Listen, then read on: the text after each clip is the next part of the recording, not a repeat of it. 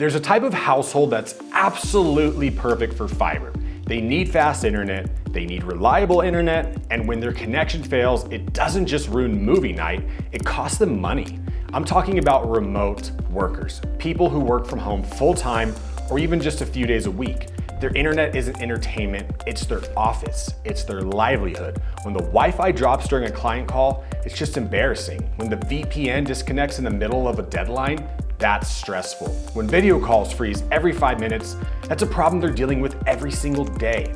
And here's the thing, there are more remote workers now than ever before. Millions of people are working from home who need a better internet, and they know they need a better internet. Today, I'm gonna show you how to identify these households and pitch them in a way that speaks directly to their pain.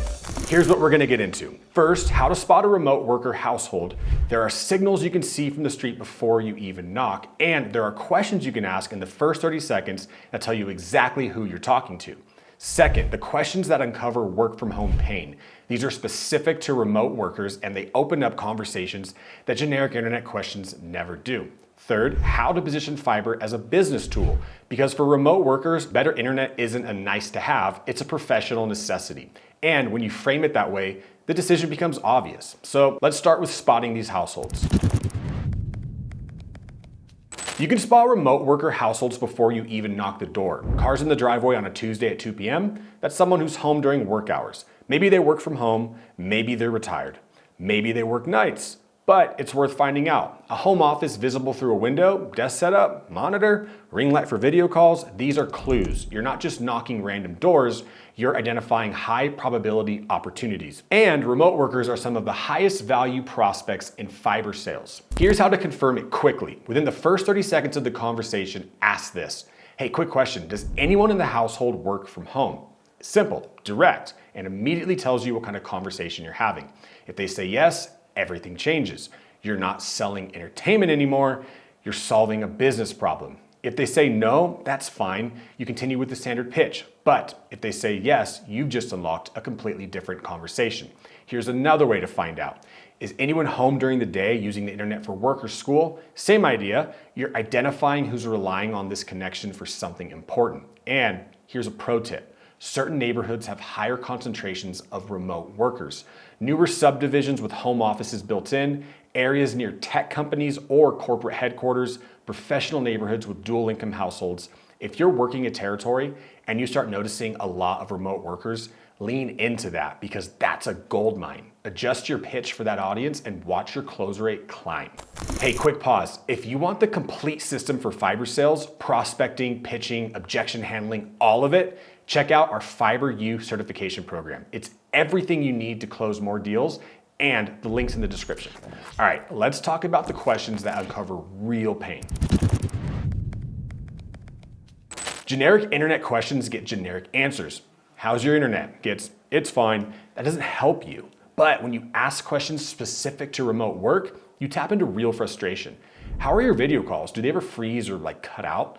When you're uploading big files, how long does it usually take? Does your internet hold up when multiple people are working at the same time? These questions hit different because remote workers have specific pain around these exact things. And when you ask the right question, they don't just say, it's fine, they start telling you stories. Let me walk you through the questions that work. First, video call quality. How are your video calls? Zoom, Teams, Google Meet, whatever you use. Do they run smooth or do you get that freezing and lag? Almost every remote worker has a story. The call that froze during an important presentation, the meeting where their video kept cutting out, the client call where they had to apologize for their connection. When they start telling you these stories, they start selling themselves on fiber. You just have to listen. Second, upload speeds. Hey, when you're uploading files or sharing documents, how does that go? Is it quick or does it take forever? This is a pain point a lot of people don't even realize they have. Cable internet has slow upload speeds. It's asymmetrical, fast download, slow upload. But remote work requires uploading constantly, sending files, sharing screens, backing up to the cloud. If they ever sat there waiting for something to upload, they will remember. Third, household competition. Hey, when you're working and other people are home, your kids are streaming, your spouse is on a call maybe, does your connection hold up? This one's huge for families. Remote worker trying to focus, kids doing virtual learning or gaming, a spouse watching Netflix. everyone's fighting for bandwidth and the remote worker loses, their call quality suffers, their work suffers. When you ask this question, you're tapping into daily frustration. And fourth, reliability. Hey, how often does your internet go out completely? Like you just lose all connection in the middle of the day? For a remote worker, an outage isn't an inconvenience. It's literally a crisis because they can't work. They can't join meetings. They're sitting there helpless, waiting for it to come back. If they've experienced this, they remember exactly how it felt. Ask these questions and then let them talk. The more they talk, the more they're convincing themselves that they need to change.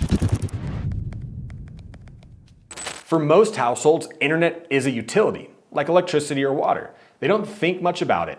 But for remote workers, internet is a business tool. It's the foundation of their professional life. When you frame fiber that way, as a tool for their career, not just their household, the conversation completely shifts.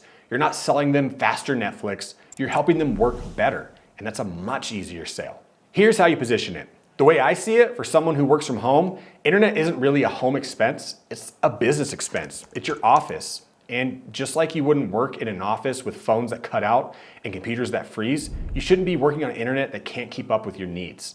That reframe is powerful because you've elevated the conversation. It's not about streaming movies, it's about their professional reputation, their productivity, their career. Here's another angle. Hey, think about how much time you lose to slow uploads, frozen calls, and connection drops. Even if it's just 30 minutes a day, that adds up. That's hours every week you're losing to bad internet. What's your time worth? Now, you've made it a math problem. Bad internet is costing them time, and time is money. Fiber pays for itself. And here's a bonus angle that a lot of reps forget.